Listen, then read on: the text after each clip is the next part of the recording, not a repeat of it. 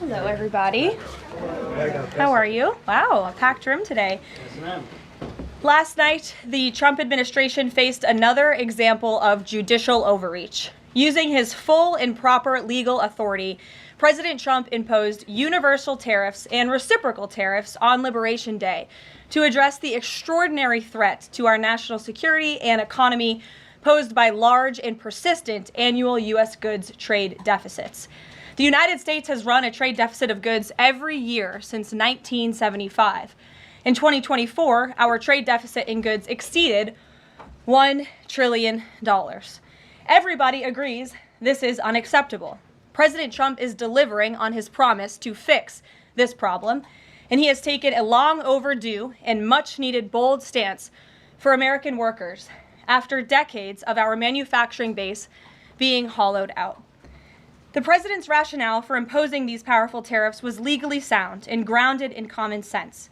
President Trump correctly believes that America cannot function safely long-term if we are unable to scale advanced domestic manufacturing capacity, have our own secure critical supply chains, and our defense industrial base is dependent on foreign adversaries.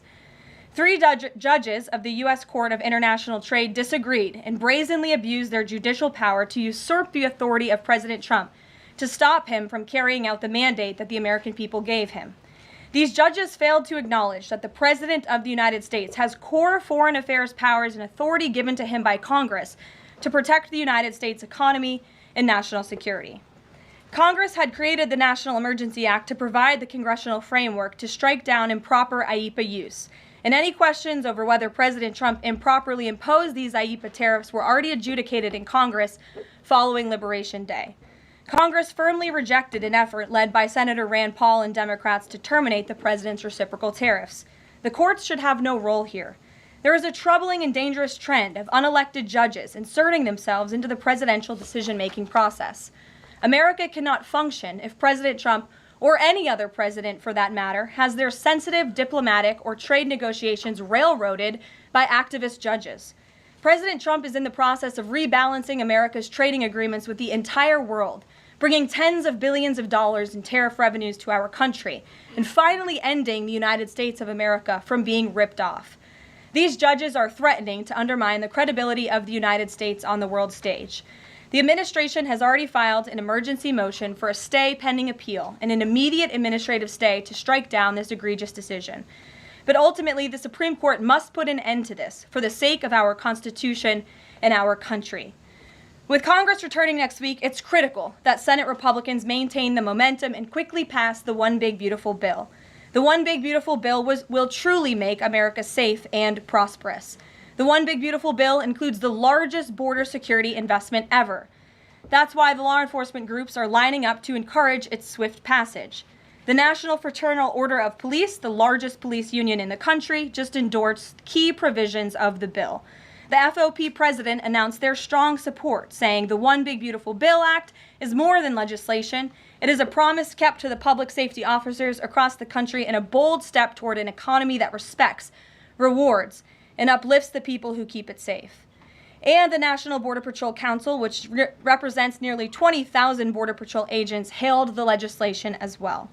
The group's president said this legislation provides a once-in-a-generation investment in the border security of our great country and will make America safer.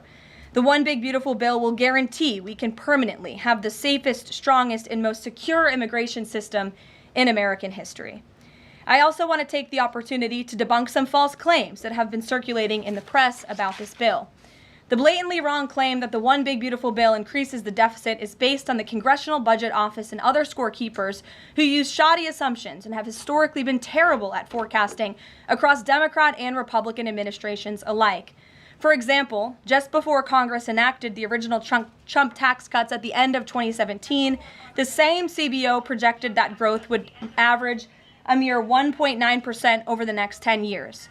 However, by 2019, actual growth had surged to 3.4% once the Trump tax cuts went into effect, exceeding the CBO forecast by nearly 2 full percentage points.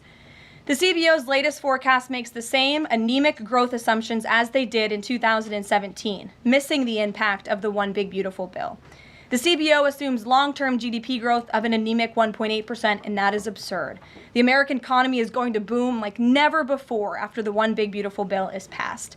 The largest middle-class tax cut in history, massive deregulation, and the most aggressive domestic energy exploration ever will fuel small businesses, further boost private investment, increase workers' wages, and supercharge economic growth.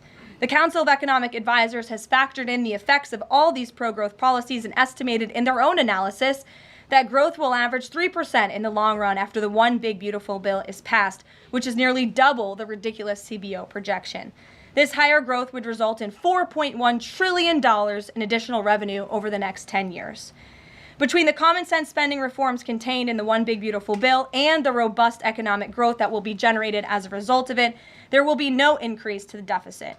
The same analysis from the CEA shows just how this historic package will unleash prosperity and ignite a blue-collar boom across America. But if the radical Democrats get their way and the One Big Beautiful Bill does not pass, Americans will face a whopping $4 trillion tax hike. This is unacceptable to President Trump. President Trump will not allow Democrats to massively raise Americans' taxes. Senate Republicans must get this bill passed. The failure is not an option. The American people are counting on Republicans to deliver.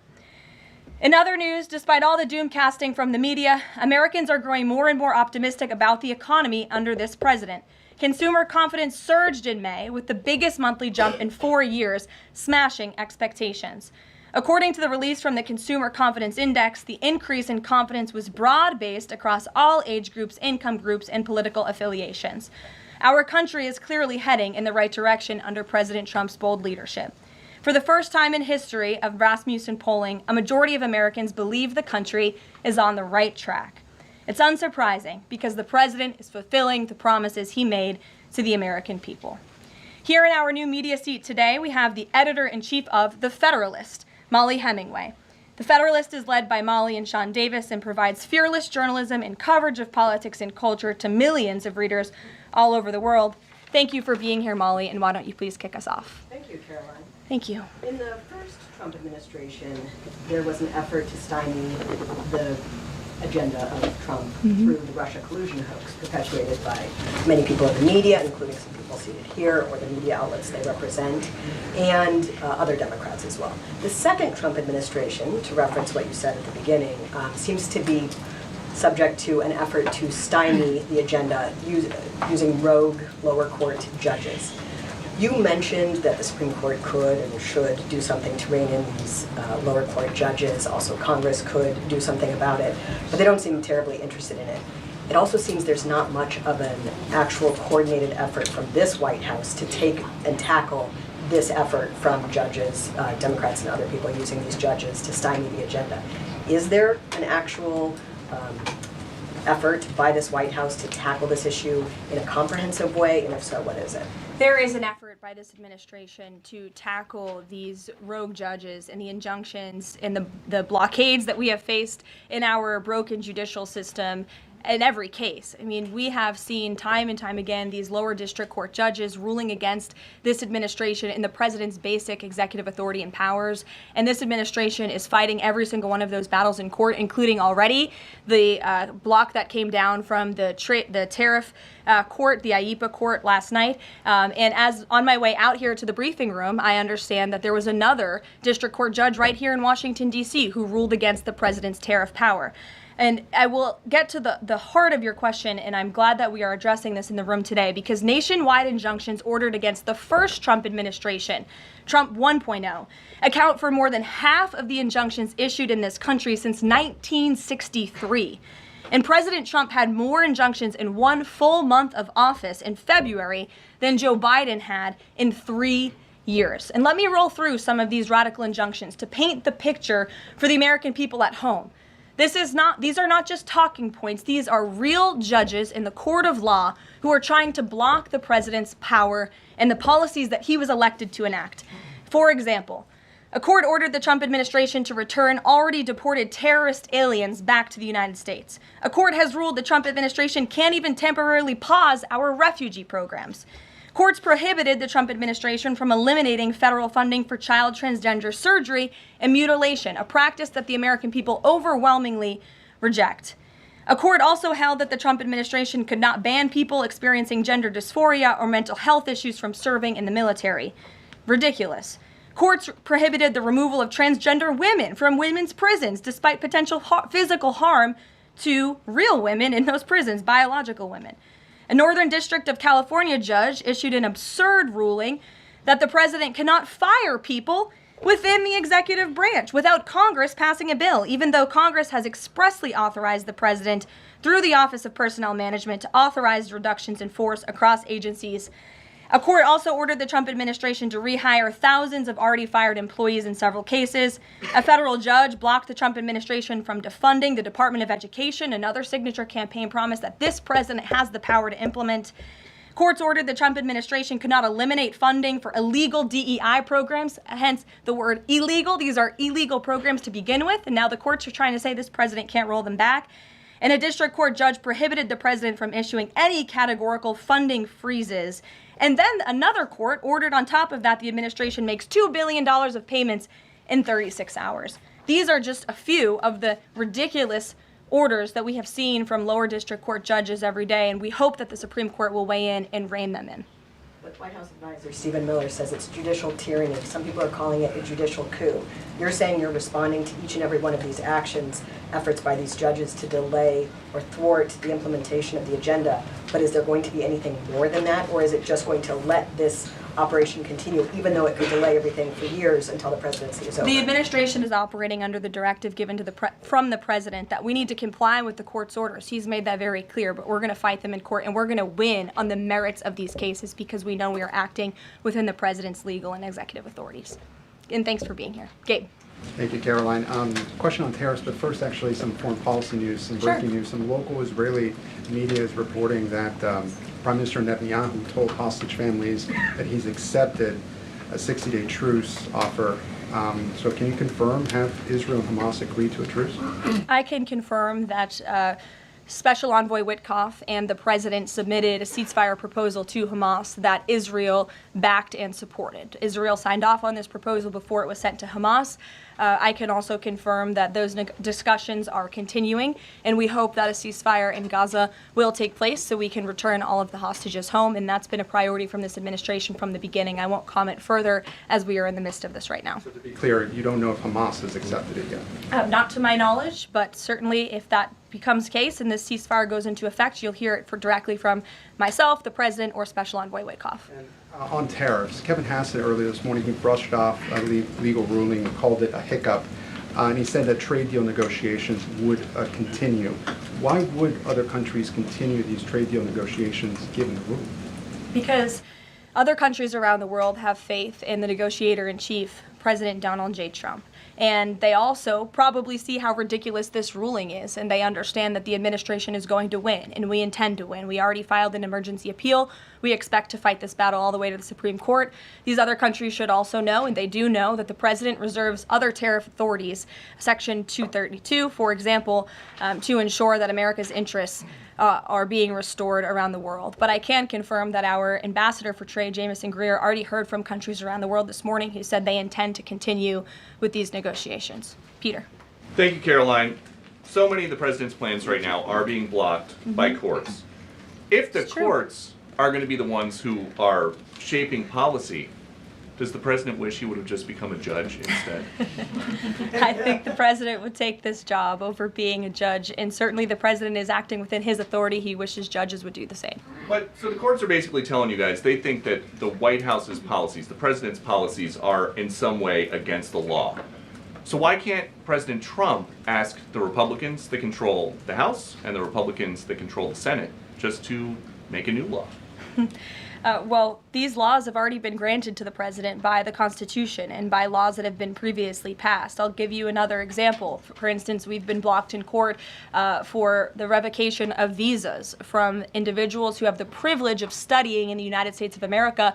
Secretary of State Rubio has simply used his authority to revoke those visas, to revoke that privilege, and we've seen the courts try to block that. So if these judges want to be the Secretary of State or they want to be the president, they can run for office themselves. It should be the other way around. But all of the actions the president has taken rely on legal authorities that have already been granted to him by our nation's existing laws. And on a different topic, there are some folks in President Biden's inner circle, who are now in talks with Republicans in Congress to give interviews about how they may have handled President Biden's decline. Is the president satisfied with aides only sitting for these transcribed interviews, or would he also like to see some kind of testimony from the former First Lady, Dr. Biden? I think, frankly, the former First Lady should certainly speak up about what she saw in regards to her husband and when she saw it and what she knew. Because I think anybody looking, again, at the videos and photo evidence of Joe Biden with your own eyes and a little bit of common sense can see this was a clear cover-up. And Jill Biden was certainly complicit in that cover-up. There's documentation, video evidence of her clearly shielding her husband away from the cameras. They were just on The View last week. She was saying everything is fine. She's still lying to the American people. She still thinks the American public are so stupid that they're going to believe her lies. And frankly, it's insulting, and she needs to answer for it. Ouija. Thank you, Caroline.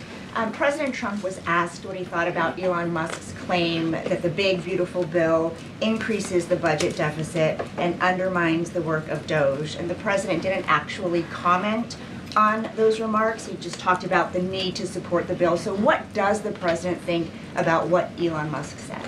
Well, the president is very proud of the one big beautiful bill, and he wants to see it pass. He wants the Senate to get to work on it and send it to his desk as quickly as possible. Of course, as you know, Elon Musk announced last night his departure as an official special government employee from the Trump administration. We thank him for his service. We thank him for getting DOJ off of the ground, and the efforts to cut waste, fraud, and abuse will continue. So he doesn't have any comment about Musk saying it adds to the deficit and it undermines all his work? The president commented on this. I commented on it. I told you that this bill saves $1.6 trillion according to the Council of Economic Advisors and the analyses that the president believes in. So he gave a comment. I gave a comment. Just because you don't like that comment doesn't mean it's not a comment. Rachel. Thanks, Caroline. Back on trade, I know you said the White House is going to fight this ruling in court. Is the administration actively reviewing other avenues, other options to carry out the president's trade policy? The president's trade policy will continue. We will comply with the court orders, but yes, the president has other legal authorities where he can implement tariffs. However, it does not dispute the fact that the president was right to declare a national emergency when it came to fentanyl and when it came to our crippling deficits and the lack of critical supply chains here at home. That is the reasoning for the president's tariffs. And the court didn't dispute those facts, by the way. And there have been other courts that have reaffirmed the president's position. In fact, a ruling in federal court earlier this month shows that the administration is in the right, said we will win on appeal. A federal district judge in Florida ruled that IEEPA, in fact, does grant the president the authority to unilaterally impose tariffs. And 20 years ago, I will add, they are not a court, the New York Times editorial board responded to the January 2005 trade deficit of $58.3 billion by writing an editorial entitled Dangerous Deficits. And since then, our trade deficit has more than doubled. The U.S. trade deficit in January totaled a whopping $131.4 billion. So people on both sides of the aisle, pundits, lawyers, legal scholars, politicians have all agreed that it is a national emergency, our trade deficits and our lack of critical supply chains here at home. It's just President Trump was the first president to actually act on it, to restore that wealth and that prosperity to the United States of America. And it's very unfortunate that the courts are now blocking his attempts to do that. Has the administration then reached the point where you are actually asking your economic advisors to start reviewing other avenues to implement the president's trade policy, or do you want to just see this legal process take place for now? We can walk and chew gum at the same time. We are doing both. Josh. The Fed says the president met with the Fed chair earlier today. I'm wondering if you can give us any readout of that meeting. The Fed also says that they discussed the economy. I imagine the president might have shared views on rates as well, but what can you share with us? I can share with you that we saw, the president and I both saw the statement that the Fed put out after the meeting. That statement is correct. However, the president did say that he believes the Fed chair is making a mistake by not lowering interest rates, which is putting us at an economic disadvantage to China and other countries. And the president's been very vocal about that, both publicly and now I can reveal privately as well. Did he speak at all about his plans for that position, but whether he would seek to move Jay Powell out of that position or keep him in until his term ends? No. Okay. Kristen. Ask very quickly on the tariff question. You mentioned Section 232 earlier. Are you suggesting that you might sort of speed up some of the existing 232 investigations? Or are you talking potentially using 232 as a replacement power if this ruling doesn't go your way? Of course, you hope it does. I'm not suggesting that. I'm just simply stating the fact that the president has other legal authorities he can use to implement tariffs, and the administration is willing to use those. As you know, we already have applied Section 232 tariffs on specific industries. Thank you. Yep, thank you. President Trump said that he needed 1.5 to 2 weeks to determine whether or not he believed Vladimir Putin wanted peace. He has been in office now for 4 months. What does he believe is going to happen in the next 1.5 to 2 weeks that would change his opinion? Well, it is my understanding and it is our hope that Russia and Ukraine will engage in direct talks and negotiations next week in Istanbul, and we believe that meeting is going to take place, and that is a meeting the president encouraged and urged for these two sides to come together and negotiate directly. And the president has been clear from the very beginning of this conflict that he wants to see this conflict solved on the negotiating table, not on the battlefield, and he's told that to both leaders, again, both publicly and privately. So hopefully next week it will move the ball forward in this. Is the United States going to participate in those conversations? We will let you know if the president plans to send a representative. I'm not tracking that at this time. To Kelly in the back. Thanks, Caroline. Sure. I wanted to just clarify once and for all the Qatari jet, the sale, or the gift, because the Qatari government is asking the U.S. to clarify that the jet's pending transfer was initiated by the Trump administration. So is this something that the White House is going to do? The amount of questions we've received, and we've been incredibly clear, and I have answered this, the president has answered this, the Department of Defense has answered this. This is a government-to-government gift transfer from the Qataris to the Department of Defense, to the United States Air Force. It is now in their hands, and for further details on where that stands, I would defer you to the Department of Defense and the United States Air Force. I have nothing more for you on that. Deanna. Thanks, Caroline. 2 questions, one on Big Beautiful Bill, one on immigration. Sure. Yesterday, Trump said, we will be negotiating that bill, and I'm not happy about certain aspects of it, but I'm thrilled by other aspects of it. Wondering if you could, share any specifics on that. And on immigration, do you know how many illegal migrants have taken Trump's voucher program so far and have deported themselves? I believe it's in the thousands of those who have chosen the easier route of self-deportation, and we certainly encourage all illegal aliens who are present within our homeland to take that option. It's a much more pleasant option than being deported, and we will deport you if you're here illegally. That's our intention.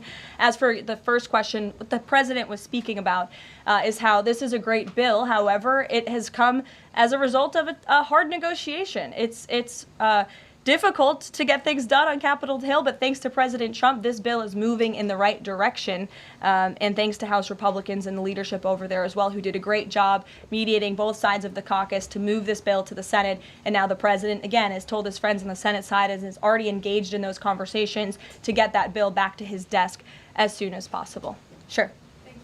Has this administration been briefed about the incident that happened in Gaza on Tuesday during the rollout of the Gaza Humanitarian Foundation distribution of aid to Palestinians there? And should there be a ceasefire, will this administration continue to rely on this foundation for the distribution of aid to civilians?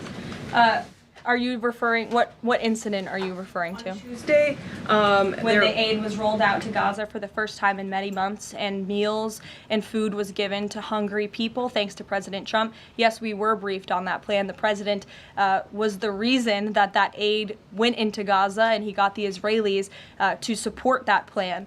And I would add that the previous administration rejected such a plan to ensure that these starving and devastated people in the Gaza Strip were given humanitarian aid and assistance. And it was the previous administration that tried to build this pier, if you all remember it. It was brought to my attention this morning, and I thought that's a good point. Why don't I bring that up? Because there's been so much criticism. In fact, it was on the front page of a newspaper this morning about the criticism for this president having a humanitarian heart and giving people badly needed food and supplies. Nobody wanted to talk about how the previous administration failed in that endeavor. They built this pier that cost $230 million. It lasted about 20 days, and more than 60 U.S. service members were injured, as a part of this floating aid pier that did nothing for the people of Gaza. The president is opening up his humanitarian heart to get aid into the region while his team simultaneously negotiates a ceasefire and the return of all hostages. We are moving the ball forward in a positive direction for all people. The president wants to see peace for all people. Jasmine. Thanks so much, Caroline. A notice investigation found that the Hallmark Mahad Commission report that was released last week cites studies that appear to not exist. We know that because in part we reached out to some of the listed authors who said that they didn't write the studies cited. So I want to ask, does the White House have confidence that the information coming from HHS can be trusted? Yes, we have complete confidence in Secretary Kennedy and his team at HHS. I understand there were some formatting issues with the Mahad report that are being addressed, and the report will be updated, but it does not negate the substance of the report, which, as you know, is one of the most transformative health reports that has ever been released by the federal government and is backed on good science that has never been recognized by the federal government. And a quick follow-up, can you talk about what tools or research goes into production of these kinds of reports? For instance, is it AI that's used to put together these reports now? I can't speak to that. I would defer you to the Department of Health and Human Services. What I know is just what I told you. Lindsay. Thank you, Caroline. Many small businesses that we've talked to since the tariffs have been in place have said what would really help them is a long-term plan so that they can catch up. In light of what's happened now, this trade war with the courts, how will that impact this 90-day window? Will you guys be adjusting that? And how can you help relieve some of these small businesses?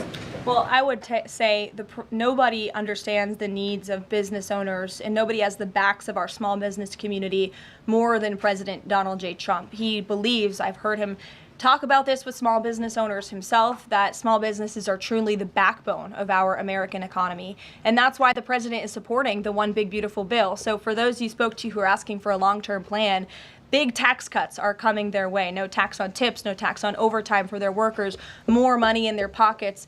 Their bottom lines will be larger. They can pay their people more. Wages are going to go up. Inflation will continue to come down. We've already seen energy prices plummeting as a result of this president's economic and energy agenda that he has been implementing across the federal government, reducing burdensome regulation. All of that is good news for small business owners across the country. That's why they strongly support the president, and that's the Trump economic plan that is underway. And again, you're emphasizing, I believe, the need to pass the One Big Beautiful Bill, and the president wants to see that happen. Sure.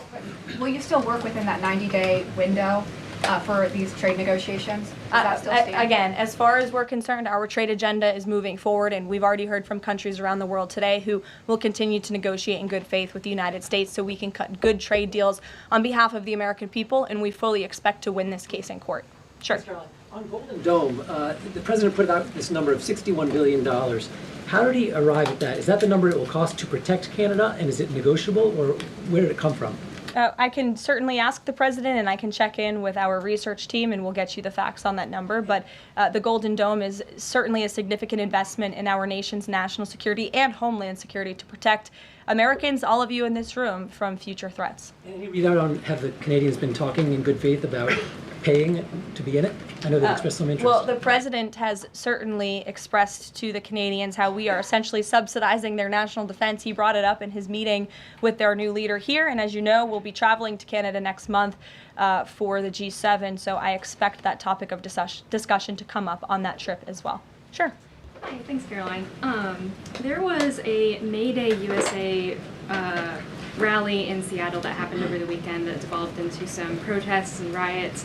The Seattle Mayor Harrell said that it was a far-right rally held here to provoke a reaction by promoting beliefs that are inherently opposed to our city's values, which he defined as LGBT values. I know the FBI is looking into this, but has the president reached out to the mayor at all, asked him to apologize for this, and is this something that the administration would consider an example of anti-Christian bias? I'm not aware of that case. I know the FBI is looking into it, but I'm not aware of any phone calls the president may or may not have made to the mayor of that city. And then on Doge, we know that Elon Musk is leaving. Do you have an updated leadership structure for who is leading the group? Is Russ Vought involved? And what is its new mission now, if any? Well, the entire cabinet is involved, and I spoke to the president about it this morning, and the entire cabinet understands the need to cut government waste, fraud, and abuse, and each cabinet secretary at their respective agencies is committed to that. That's why they were working hand in hand with Elon Musk, and they'll continue to work with the respective Doge employees who have onboarded as political appointees at all of these agencies. So surely the mission of Doge will continue, and many Doge employees are now political appointees and employees of our government, and the best of my knowledge, all of them intend to stay and continue this important work. Is there a Doge leader taking the place of Mr. Musk? Well, again, the Doge leaders are each and every member of the president's cabinet and the president himself, who is wholeheartedly committed to cutting waste, fraud, and abuse from our government. Michael. Thank you, Caroline. There's conflicting reports out of the Middle East right now. Saudi television network Al Arabia is saying that Israel and Hamas have agreed to a 60-day ceasefire. Sources with Hamas are saying that has not been agreed to. If and when that does happen, will we expect to hear something from President Trump announcing that? As I said earlier, yes, indeed. If there is an announcement to be made, it will come from the White House, the president, myself, or Special Envoy Witkoff. Finally, Caroline, one big beautiful bill. The president says he's not happy with all aspects of it. What changes would he like to see be made, and can this bill be both big and beautiful? It is a one big beautiful bill, as the name rings true, and the president, as I said, is currently working with his friends in the Senate who have some recommendations for the bill. Those negotiations and discussions are continuing, but the president's ultimate priority is to get this bill back to his desk for signature. And the president's priorities in this bill are non-negotiable in terms of the tax priorities he wants to see and the large tax cuts in the border investments that are currently in this bill. He is not going to allow them to go away for the American people. Sure, go ahead. Yes, I wanted to ask you about, has the president spoken to any of these foreign leaders about these agreements that have been reached, specifically the case of the United Kingdom that already has an agreement in place after this decision of the court in New York? Has the president talked to foreign leaders about what? About the court decision in New York. Which court decision in New York? The trade court. Oh, the trade court decision. He did speak to the leader of Japan this morning, and he said that was a very good call and a good discussion. And as I said, the president's cabinet, Secretary Lutnick, Secretary Bessent, and Ambassador Jameson Greer have all been in touch with their counterparts in countries around the world to let them know the United States will still be at the negotiating table, and we still expect countries around the world to treat us fairly. Again, I will just close by saying that how ridiculous it is that we have been ripped off, our middle class has been hollowed out, our manufacturing base has left and gone overseas, jobs have been offshored, and now no court did anything about that. No court did anything about hundreds of thousands of people being put out of work, about thousands of factories being closed down, about our deficits going to dangerous levels, as the New York Times has said. But now a court is trying to stop a president from trying to correct those wrongs of the past. And this administration will continue to do that. It's a promise the president made to the American people, and it's a promise they elected him on. We will win this battle in court, and the president will implement his America First trade policies. Thank you, everyone. Is the U.S. Steel situation tomorrow at the speech? I can tell you the president greatly looks forward to going to Pittsburgh, Pennsylvania, where he will discuss this historic deal and discuss American jobs and American steel, and we hope to see you all there. Thanks, guys. Thanks, Caroline.